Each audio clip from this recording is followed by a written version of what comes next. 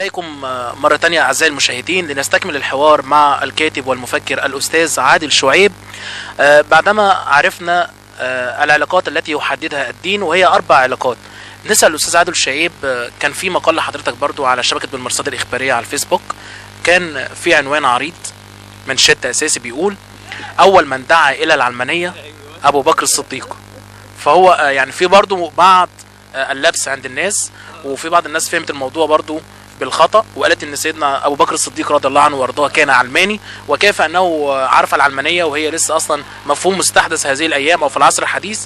فكان عايزين يستفهموا او يعرفوا ايه قصه الاستاذ عادل شعيب. مره الرسول والصحابه طبقوا الشيوعيه، ومره تانية اول من دعا الى العلمانيه ابو بكر الصديق، واكيد في برضو حاجه بعد كده ربنا يسترها.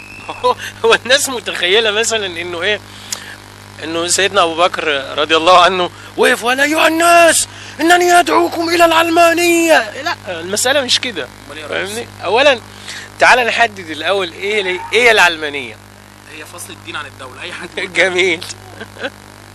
اولا، من يقول بهذا التعبير جاهل لغوي. مش انا بقول من يقول، انا ما قلتش انت يا علي. وانا قلت من موصوله على اساس انه اي حد يقول يخش جواها يعني. ما هو ده اللي بيتقال في الاعلام والسعاده، ما احنا يقول ان العلمانيه هي فصل الدين عن الدوله. انا لست مسؤولا عما يخطئ فيه الاخرون. نعم. ماشي؟ نعم. لسبب بسيط. من يقول بفصل الدين عن الدولة وجاهل لغويا، لأن الفصل لا يكون إلا في الأشياء المادية التي تفصلها عن بعضها البعض. يعني عندنا مثلا زلط ورمل ممكن نفصلهم عن بعض. جميل؟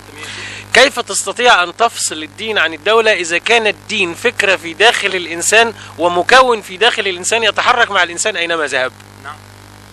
كيف ستفصل الدين عن الدولة؟ مش هقدر أفصله. جميل؟ يعني هل مثلا الدين ده مثلا، يعني معلش في التشبيه، يعني إذا كان تشبيه يعني دارك شوية، الدين ده مثلا كيس جوافة هنحطه على جنب ونروح نلعب ماتش كورة ونرجع ناخده ونمشي مثلا؟ لا طبعا. أجمل ما في الدين وأروع ما في الدين هو أنه يجعل من الإنسان حاكما لنفسه ورقيبا على نفسه، وليس حاكما لغيره. وليس حاكما لغيره. فما يجيليش واحد يقول لي أنا بقى راجل متدين وشيخ أنا أحكمك. لا يا عمنا، استنى، أنت شيخ وعلى عيني وعلى راسي وأنا بحترمك غاية الاحترام، لكن هتقول لي إيه؟ قال الله قال الرسول. اقول لك ما قاله الله في القرآن وانا اجيد القراءة، مش محتاج لك في حاجة. هتقول لي قال الرسول، هقول لك كل احاديث الرسول في الصحيحين وانا اجيد القراءة وافهم العربية جيدا، مش محتاج لك في حاجة. نعم. ماشي؟ نعم. واذا كانت المسألة انك من منطلق انك ترتدي عباءة الدين تعطي لنفسك الحق في ان تحكمني، لا، انا في راجل عندنا في بلدنا بقاله 60 سنة ما فوتش فرض. 60 سنة ما فوتش فرض في جماعة. نعم. ويحفظ القرآن على ظهر قلب. نعم. ماشي؟ ولكنه أمي لا يجيد القراءة والكتاب، نجيبه يحكمنا كلنا؟ لا. جميل. إذا هناك برضه سيدنا أبو بكر يؤخذ كل شيء بما يصلح له. تمام. بس سيدنا أبو بكر ده قانون الدنيا. تمام. سيدنا أبو بكر طلع برضه في الناس كده وقال برضه أيها الناس إن أدعوكم إلى العلمانية. بس الناس نكمل بس. بص يا علي، أنت دلوقتي قلت العلمانية تعني فصل الدين عن الدولة. طبعا ناس كتير قوي بتقول كده، والناس في الاعلام اللي احنا عرفناه من يوم ما يا سيدي الفاضل كيف تفصل الدين عن اي شيء، والدين مكون في داخل الانسان يتحرك معه اينما تحرك ويضبط سلوك الانسان. يا استاذ عادل انا معاك. بص، نعم. انت في فصلك مسلم. نعم. لابد ان تتصرف كمسلم. نعم.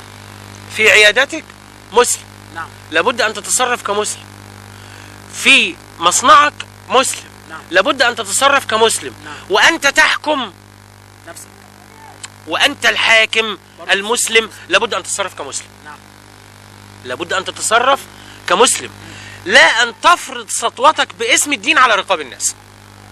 عمر بن الخطاب رضي الله عنه كان حاكما مسلما تحيز للإسلام فطبقه كما أمر الله، ولم يتحيز للمسلمين فيستقوا به على غيره.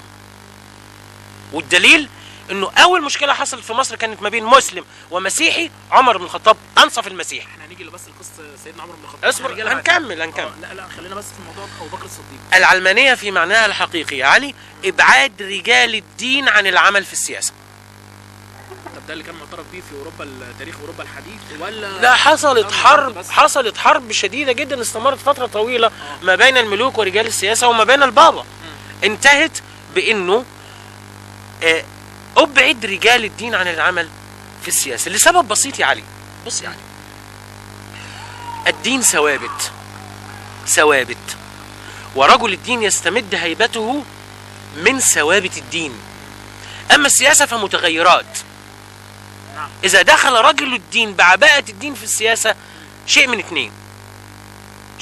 من اتنين، يا اما يتحول الى فاشية لا يستطيع ان يتعامل مع هذه المتغيرات السياسية، اما ان يتعامل مع متغيرات السياسة مما يفقده مصداقيته كرجل دين، يستمد مصداقيته من ثوابت الدين. ومن هنا جاء بقى ابعاد رجال الدين عن العمل في السياسة. ولكن خطأ لغوي وخطأ فكري ان تقول ابعاد الدين عن اي شيء، لانه الدين اذا دخل في اي شيء يصلحه. بالمناسبة في مقولة، اسمع بس يا علي، في مقولة جات في اكثر من قناة فضائية يعني بتقول ايه؟ هنسى كده. لا معلش في مقولة بتقول ايه؟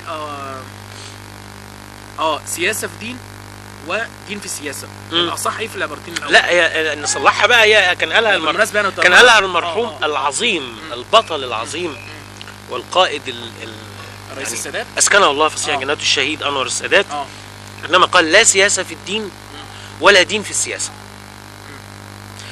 لا سياسة في الدين صح، لان السياسة اذا دخلت في الدين تفسده. نعم. واحنا شايفين اللي بيحصل دلوقتي. الحديث كانوا متمسكين بيه بيقولوا ده حديث صحيح، وان جند مصر خير اجناد الارض، ولما العملية اتسحبت من ايدهم قال لك لا ده حديث ضعيف. هنا السياسة دخلت في الدين هتفسده. نعم. اما الدين اذا دخل في اي شيء يا علي يصلحه. أنا أريد منك وأنت سياسي مسلم أن تتصرف كمسلم، فما تكذبش، لأن الإسلام حرم الكذب. بل بالعكس، عندما سئل رسول الله صلى الله عليه وسلم يا رسول الله هل يسرق المسلم؟ قال نعم. هل يزني المسلم؟ قال نعم. قالوا هل يكذب المسلم؟ قال لا. نعم. لا. الكذب فقط لا غير. الكذب يخرج الإنسان من الإسلام. ليه؟ لأن الكذب شرك. اوعى بقى تقول لي ان الكذب انا ممكن اكذب تقية. لا، التقية من الله اوجب.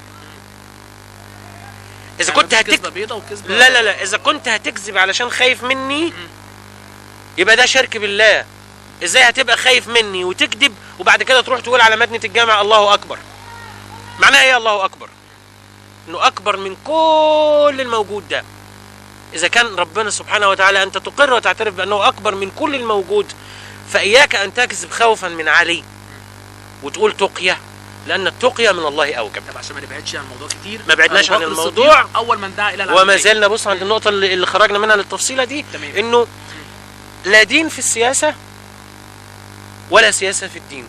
لا سياسة في الدين. لا سياسة في الدين صح، لأنه السياسة إذا دخلت في الدين تفسده. تمام. والسياسة عندما دخلت في المسيحية أخرجتها من التوحيد إلى التثليث. الله. لا تعليق. لا مش لا، يعني نقول ازاي؟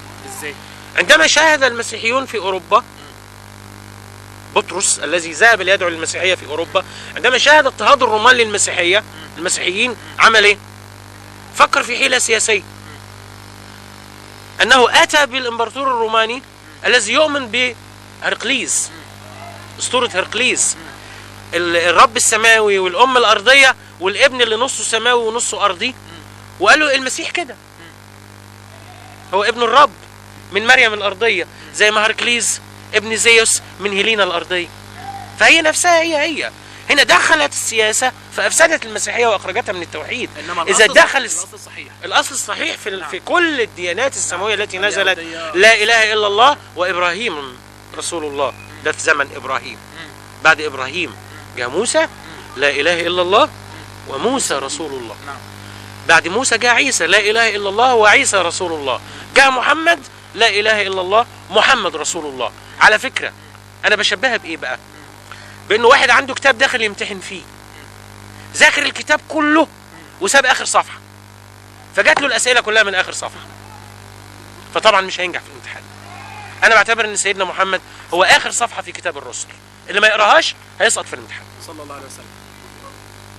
إذا لا يجوز لنا لغة ولا يجوز لنا حتى على مستوى الواقع الفعلي أن تفصل الدين عن أي شيء. نعم.